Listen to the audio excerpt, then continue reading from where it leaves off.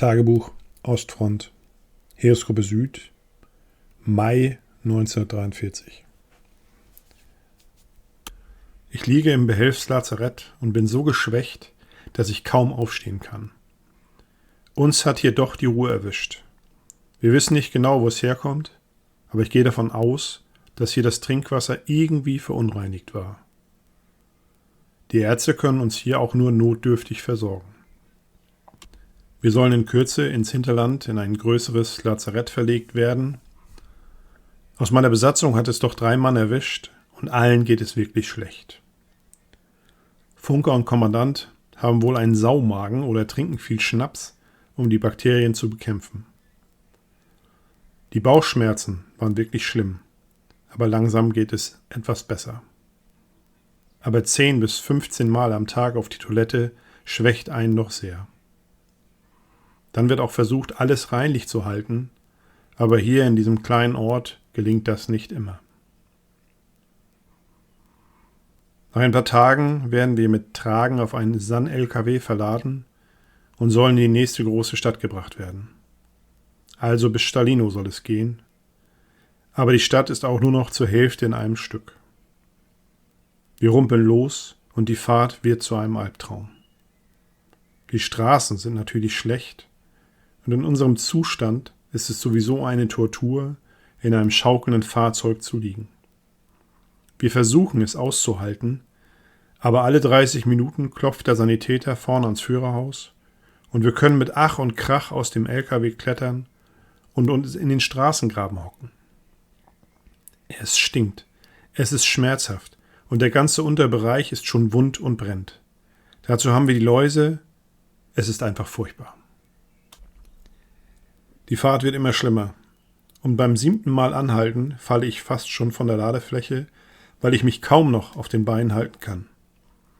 Es sind fast 100 Kilometer, die wir fahren müssen, und es kommt mir vor, als ob wir 20 Stunden unterwegs wären. Am Abend kommen wir endlich im großen Lazarett an und werden gesondert in einen Bereich für Erkrankte mit Durchfall gebracht. Dort sind schon große Waschtröge für uns aufgestellt und hier werden wir auch sofort unsere Uniform los.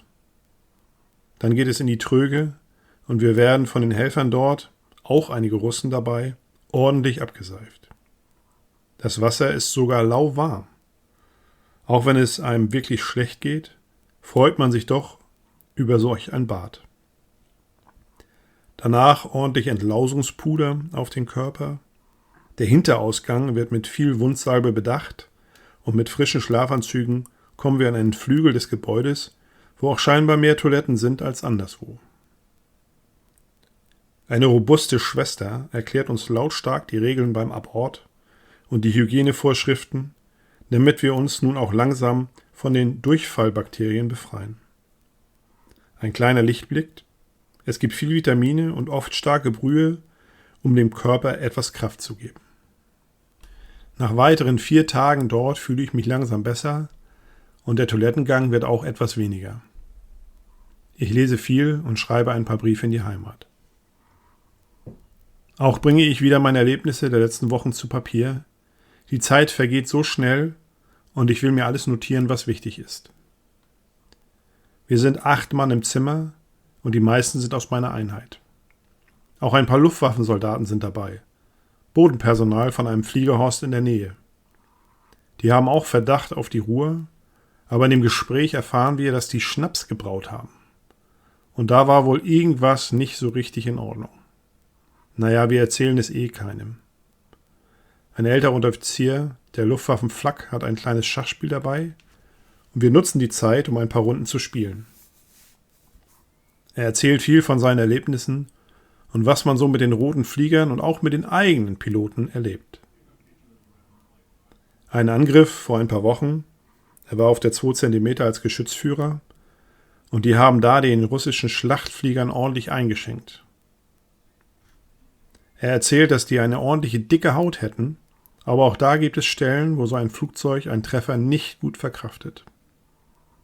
An dem Tag griffen 4 Maschinen den Flugplatz an.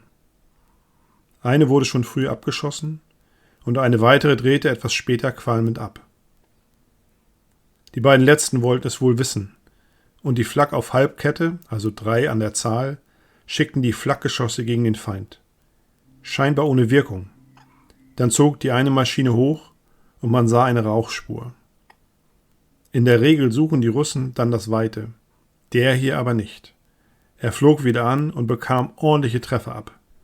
Trotzdem zog er nicht hoch, und als er schon brannte, lenkte der Russe sein Flugzeug voll in das Geschütz eines Kameraden hinein. Eine große Explosion. Das Flugzeug in 1000 Teile und das komplette Geschütz zerstört. Das hat keiner überlebt. Als der Angriff vorbei war, versuchte man noch zu helfen, aber die Wucht und die Detonation beim Aufschlag hat alles zerrissen. Da stürzten sich die Russen in den Tod. Hauptsache, der Feind stirbt auch. Nun war ich an der Reihe und erzählte auch ein paar Erlebnisse mit den Russenpanzern. Da habe ich schon so manches Mal gedacht, was wohl in den Rotarmisten vorgeht.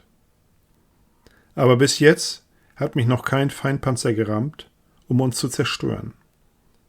So dicht lassen wir die eben nicht heran. Wir sprachen über Partisanen und meine Erlebnisse im Wald mit der Frau, die sich nicht ergeben wollte. Ja, da hatte er auch so eine Geschichte. Die waren auf einer Fahrt zu einem anderen Fliegerhorst und sollten mit 3 Halbketten und 2 Munitions-LKW die Strecke eigentlich durch gesichertes Gebiet zurücklegen. Der vorne fahrende Kübel löste eine Sprengladung aus und auch hinter der Kolonne fielen Bäume auf die Straße. Der Wald war sehr licht und die Fahrzeuge stoben auseinander und versuchten von dem Hauptweg weg durch das Gehölz in Deckung zu kommen. Dann brach von allen Seiten Infanteriefeuer über sie herein. Der Zugführer, ein junger Leutnant, sprang vom Fahrzeug und legte Feuersektoren fest. Dann haben die Kanoniere begonnen, mit Flakmunition auf die Mündungsfeuer der Angreifer zu schießen. Das hält kein Gegner lange durch und nach einer halben Stunde war der Kampf vorbei. Doch dem Herrn Leutnant war das nicht genug. Eine 2 Zentimeter wurde nochmal aufmunitioniert und setzte den restlichen flüchtenden Partisanen nach. Mein Schachkamerad war mit seiner Halbkette dabei. Die Partisanen schafften es bis zu einem kleinen Dorf und verschanzten sich dort. Aus einer guten Stellung heraus wurden die Häuser unter Feuer genommen. Die armseligen Hütten boten wenig Schutz und die Flakgeschosse taten ihr Übriges. Auch hier wurden die Partisanen vernichtend geschlagen. Später gingen die Luftwaffensoldaten nachschauen, ob sich dort noch etwas bewegte. Was die Einheit nicht wusste, war, dass die Bauernfamilien auch noch in den Häusern waren. Männer, Frauen und Kinder waren entweder verbrannt oder durch die Wucht der Munition in Stücke gerissen. Grausame Bilder, die sich in den Kopf brannten. Es schien ihm nicht so leicht zu fallen, das zu erzählen. Er war selber Vater. Die Partisanen nutzen auch gerne die Zivilbevölkerung als Schutzschild.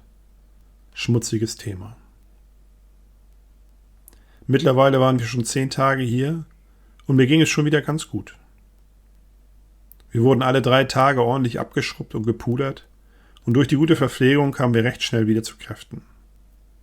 Draußen stiegen die Temperaturen und der Mai war angebrochen. Der Schlamm schien langsam zu verschwinden und scheinbar rollte auch der Nachschub wieder an die Front. Die Lage ist trotz allem recht stabil. Man hörte nur von kleinen Gefechten und der Russe muss sich wohl von den Schlägen in den letzten Monaten noch erholen. Wir können hier die Frontzeitung lesen und scheinbar wird an der ganzen Ostfront schon die nächste große Offensive vorbereitet. Da wird mit dem trockenen Boden und mit genug Einheiten endlich wieder vorwärts gerollt. Es dauert nicht mehr lange und wir sind schon 2 Jahre hier beim Russen. Diesen Sommer sollten wir den Bären endlich zu Boden ringen. Ich glaube ja, wenn man Moskau einnimmt, dann streckt der Iwan die Waffen. Ohne seine Hauptstadt wird das nichts mehr. Mein Gegenüber und ich sprechen darüber und erinnert mich an Napoleon und die Einnahme von Moskau. Ich gebe ihm recht, aber das waren auch noch andere Zeiten. Jetzt kann man auch so eine Stadt einnehmen und halten, wenn denn die Versorgungswege offen bleiben. Naja, jeder hat da seine eigene Meinung zu, aber eigentlich sind alle guten Mutes, dass wir hier bald eine Entscheidung herbeiführen werden. Nur ein Unteroffizier in unserem Zimmer scheint nicht so recht an den finalen Schlag zu glauben. Eine Welle des Unverständnisses brandet gegen seine Meinung. Er sagt es doch irgendwie durch die Blume, aber man hört den Zweifel heraus. Er solle doch den Mund halten, wird ihm durchs Zimmer zugerufen, wenn er an den Erfolg der Truppen im Osten zweifelt. Schlau genug scheint er zu sein, denn er hält sich jetzt mit seiner Meinung zurück. Als wir schon etwas mehr herumlaufen dürfen, suche ich abseits das Gespräch mit ihm. Ich verspreche, dass ich seine Meinung für mich behalten werde, und da er auch ein Nordlicht ist, vertraut er mir. Er beleuchtet das Kriegsgeschehen mal anders. Polen ging fix. Frankreich war kein Problem. Russland klappt nicht so schnell wie erwartet. Der Ami mischt noch nicht so richtig mit, aber der Russe wird uns mit seinen Möglichkeiten an Mensch und Material vernichten. Ich kann nicht glauben, was er mir da sagen will. Aber er meint, ich solle doch mal nachdenken. Wie viele Kameraden wir schon verloren haben. Wie viele Panzer und Flugzeuge wir schon am Feind gelassen haben. Sicherlich ist der Russe auch schwer getroffen, aber dem scheint es ja nicht an Menschen zu mangeln. Und auch immer wieder Panzer, immer wieder Artillerie, immer wieder Flugzeuge und nun auch Ami-Panzer. Dann die Luftangriffe auf dem deutschen Reichsgebiet. Dann Stalingrad. Mensch, Rudolf, wach auf, sagt er beschwörend. Wenn wir diesen Sommer den Russen nicht schlagen können, dann überrollen uns die Roten. Es macht mich nachdenklich, aber ich will diese Gedanken eigentlich nicht haben. Wir werden hier im Osten die Entscheidung finden und dann geht es in die Heimat. Das ist es, was ich glaube. Nach weiteren Tagen der Erholung sind wir wieder voller Tatendrang und ich hoffe, dass ich bald zur Truppe zurück kann. Genesungsurlaub gibt es nicht, dafür geht es uns zu gut. Ein paar Tage später werde ich mit 2 Kameraden entlassen und wir suchen uns einen Transport zurück zu unserer Einheit. Einen Teil können wir mit einem Zug fahren und die restlichen 50 Kilometer versuchen wir dann mit einem LKW oder was auch immer wir finden, vorwärts zu kommen. Es gestaltet sich doch sehr zäh, das Vorankommen, vor allen Dingen, weil wir zu dritt unterwegs sind. Ich denke, für den Rest des Weges teilen wir uns auf und versuchen unser Glück alleine. Egon und Günther versuchen es bei den Pionieren. Ich suche mir bei den Aufklärern ein Plätzchen zum Mitfahren. Tatsächlich klappt es und am Abend bin ich wieder bei meiner Kompanie. Ich melde mich beim Spieß zurück und gehe dann zu meinem Kommandanten. Ich stehe an seinem Quartier und klopfe. Ein gedämpftes Herein ertönt. Ich öffne die Tür und bekomme einen Schreck. Der junge, dynamische Oberfähnrich sieht gar nicht gut aus. Das halbe rechte Ohr ist weg und eine dicke Wunde mit Fäden zusammengenäht zieht sich über sein halbes Gesicht. Er erklärt mir, dass er gerade den Verband abgenommen hat und es schlimmer aussieht, als es wirklich ist. Schon bekomme ich Angst, ob die Rosinante noch in einem Stück ist, sage aber nichts. Er setzt sich hin, schenkt mir ein Glas Wein ein und erzählt von seiner Verwundung. Sie hatten ein paar Besatzungen zusammengewürfelt und waren einen begrenzten Vorstoß gegen russische Infanterie und Panzerbüchsen gefahren. Alles lief gut und als der Kampf abflaute, schaute er mit dem Fernglas aus dem Turmlug. Ein Panzerbüchsengeschoss schlug am oberen Rand der Kommandantenkuppel ein und die Splitter oder Teile vom Geschoss rissen die Wange tief auf und ein Teil des Ohres ab. Der Arzt meinte, er hat viel Glück gehabt. 1 Zentimeter weiter und der Schädel wäre durchschlagen worden. So hat es nur das Schiffchen und sein Gesicht erwischt. Heilt alles wieder, aber eine große Narbe wird wohl bleiben. Er erklärt mir, dass die Brüder seiner Studentenverbindung sich immer Salz auf die Wunden im Gesicht gerieben hätten, damit der Schmiss nachher auch vorzeigbar war. Er wurde beim Fechten nie im Gesicht getroffen, aber eine große Narbe hat er jetzt auch. Er versuchte zu lächeln, aber man sah, dass es ihm doch sehr weh tat. Ich erzählte vom Lazarett und dass ich nun wieder gut dabei wäre. Es kann jetzt wieder losgehen, meinte ich noch.